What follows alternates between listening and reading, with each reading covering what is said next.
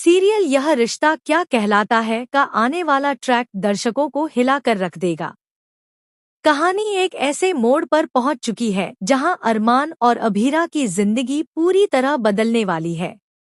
कहानी की शुरुआत होती है पुलिस स्टेशन से, जहां अरमान पूरे जोश और आत्मविश्वास के साथ अभीरा से वादा करता है, मैं तुम्हें जेल से जल्द बाहर निकालकर बेगुनाह साबित करूंगा। इस पल में अभीरा की आंखों में उम्मीद की हल्की चमक तो आ जाती है, लेकिन दिल के भीतर डर और बेचैनी बरकरार रहती है।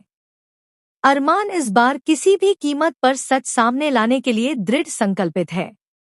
इसके बाद अरमान सीधा उस होटल में पहुंचता है जहां अंशुमान की मौत हुई थी। होटल के गलियारों में कदम रखते ही उसे अपने छोटे भाई की यादें सताने लगती हैं। होटल का हर कोना जैसे उसके सामने सवाल खड़े कर देता है। अरमान मैनेजर से सख्ती से सीसीटीवी फुटेज, बिलिंग लॉग और किचन स्टोर का पूरा रिकॉर्ड मंगवाता है।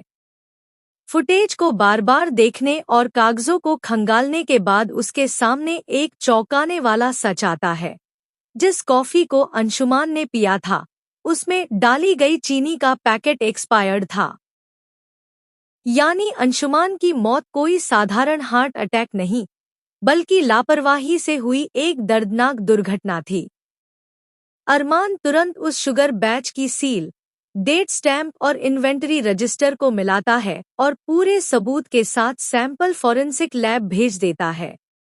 रिपोर्ट आते ही साफ हो जाता है कि एक्सपायर्ड शुगर में टॉक्सिक कंपाउंड बन चुका था, जो हार्ट अटैक ट्रिगर करने के लिए पर्याप्त था।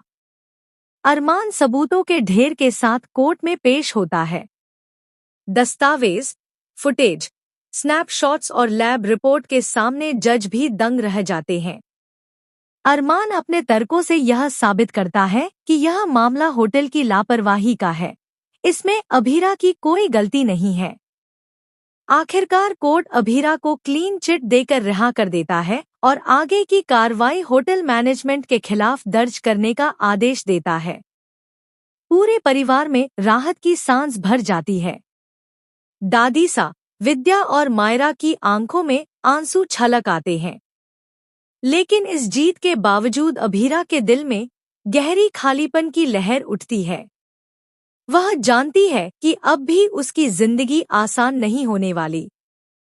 घर लौटते ही उसका सामना अरमान और गीतांजलि से होता है। गीतांजलि का अरमान पर अधिकार जताना उसे अंदर तक तोड़ देता है।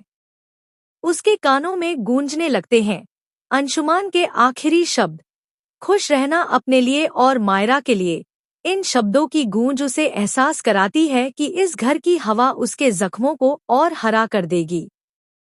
रात के अंधेरे में जब सब सो रहे होते हैं, अभीरा चुपचाप मायरा का हाथ पकड़कर उदयपुर छोड़ने का फैसला करती है।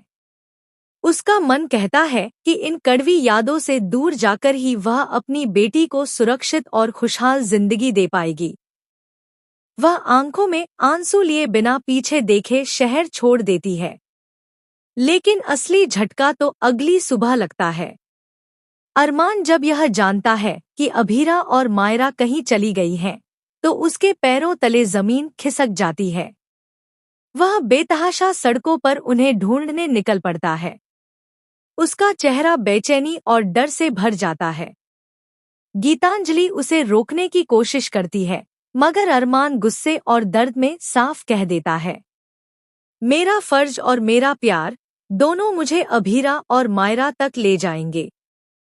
अब सवाल यह है, क्या अरमान सही वक्त पर अभीरा और मायरा तक पहुंच पाएगा, या फिर अभीरा हमेशा के लिए उसकी जिंदगी से दूर चली जाएगी? और क्या अंशुमान की मौत के पीछे सिर्फ होटल की लापरवाही